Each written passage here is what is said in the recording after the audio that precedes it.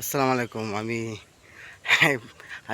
গ্রামের যে প্রকৃতিমনা মানুষ একজন। আমি সবসময় গ্রামে মানুষের সাথে থাকতে চাই বা মানুষের পাশে থাকতে চাই। সেরকম অ্যা সুন্দর একটা গ্রাম কিন্তু আমি সবসময় খুঁজে বেড়াই, প্রকৃতি খুঁজে বেড়াই।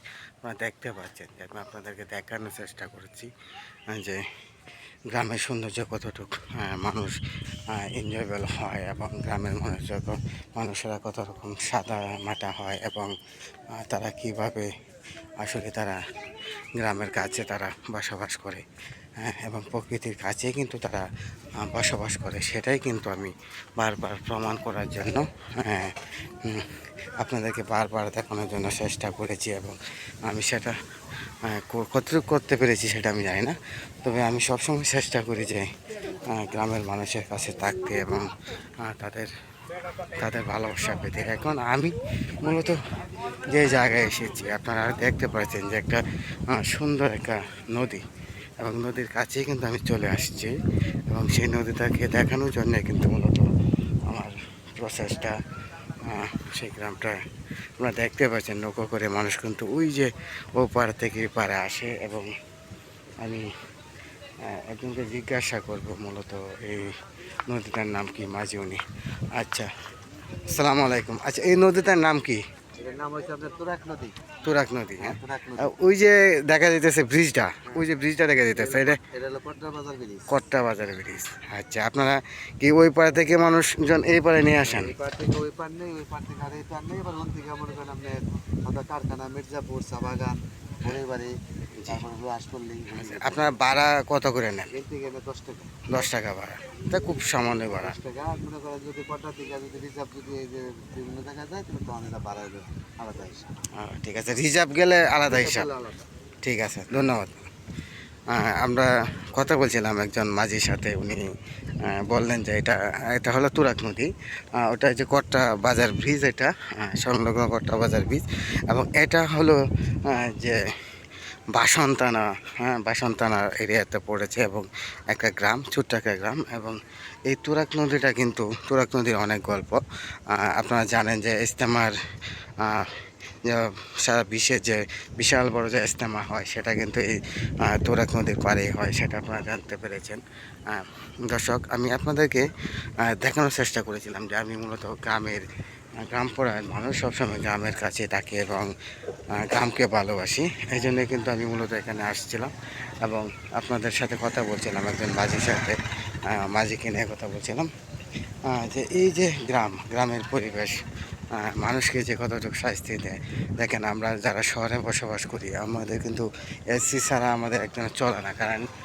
কারেন্ট যদি এক এক 10 মিনিটের জন্য যদি কারেন্ট না পাই, আমরা বিদ্যুৎ না থাকে, তাহলে কিন্তু আমরা অস্থির হয়ে যাই। কিন্তু আপনি এখানে যখন আসবেন তখন আপনি যে ফ্রেশ সতেজ যে একটা বাতাস সেটা ফিল করতে পারবেন এবং আপনি মুগ্ধ হয়ে যাবেন। এটা যে প্রকৃতির যে একটা রূপ বা মায়া, যে তৃপ্তি মানুষের মনকে প্রকৃতি সব সময় যে তৃপ্তি দেয়, সেটা কিন্তু আপনি প্রকৃতির কাছে আসলে কিন্তু সেটা বুঝতে পারবেন। হ্যাঁ, যাই হোক, আমি আপনাদেরকে যে গ্রামটা সম্পর্কে বলেছিলাম যে তোদা নদীর পাড়ে যে গ্রামটা, এটাকে বলা হয় নিমাইট নিমাইট চর। ইটাহাটারই একটা অংশ এই গ্রামটাও। খুব সুন্দর একটা বিউটিফুল ভিলেজ।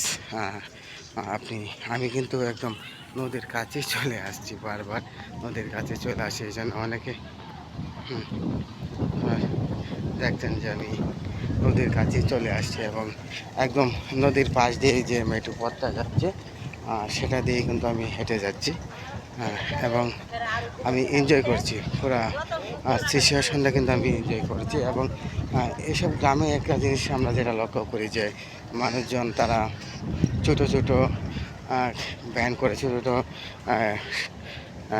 দোকানি তারা দোকান করে এবং খুব সুন্দরভাবে কিন্তু তারা বসবাস করেন এবং তাদের যে দোকানের বেচা কিনা খুব ভালো হয়। বন্ধুরা, আমি একদম গ্রামের ভিতর অব্দি চলে যাচ্ছি যে খুব সুন্দর এরকম একটা গ্রামে আপনি শহরের কোথাও কিন্তু এরকম পরিবেশ আপনি পাবেন না। আপনাকে যদি প্রকৃতির কাছে আসতে হয়, আপনি যদি গ্রামের সহজ-সরল মানুষের সাথে মিশতে চান, তাহলে কিন্তু আপনাকে অবশ্যই এরকম গ্রাম্য পরিবেশে আসতে হবে এবং আহ, এসে আপনাকে মিশতে হবে এবং তখনই আপনি বুঝতে পারবেন যে আসলে প্রকৃতির যে কত রূপ, অপরূপ যে মায়া, সেটা কিন্তু আপনি বুঝতে পারবেন। আমি সেটাই কিন্তু আপনাদেরকে দেখানোর চেষ্টা করেছিলাম এবং আহ, আমরাও কিন্তু একসময় এরকম ছোটো ছোটো ডিঙে করে কিন্তু ছুটে বেড়াতাম এবং খুব এনজয় করতাম। সেটাই কিন্তু আমরা দেখাচ্ছিলাম যে খুব বিউটিফুল প্লেস। এরকম গ্রামের পরিবেশে কিন্তু নিজেকে আসতে পেরে খুব ভালো লাগলো এবং খুবই এনজয় করলাম বন্ধুরা। এটা তুরাগ নদী, আমি তুরাগ নদীর পাশেই আসলাম এবং আপনাদেরকে আমি পুরো 1 ঘন্টা কিন্তু ঘুরিয়ে পেঁচিয়ে দেখানোর চেষ্টা করেছি। সবাই ভালো থাকবেন, বেশি বেশি শেয়ার করবেন, কমেন্ট করবেন এবং নিজেকে আনন্দ দিতে, নিজেকে ভালো রাখতে, সুস্থ রাখতে এরকম এরকম গ্রাম্য পরিবেশে অবশ্যই আসবেন, ঘুরে যাবেন, নিজেকে ভালো রাখবেন। দেখবেন মন মানসিকতার পরিবর্তন হয়ে গেছে এবং আপনি ভালো থাকবেন। সবাই ভালো থাকুন, সুস্থ থাকুন এবং বেশি বেশি লাইক শেয়ার কমেন্ট করুন। আসসালামু আলাইকুম।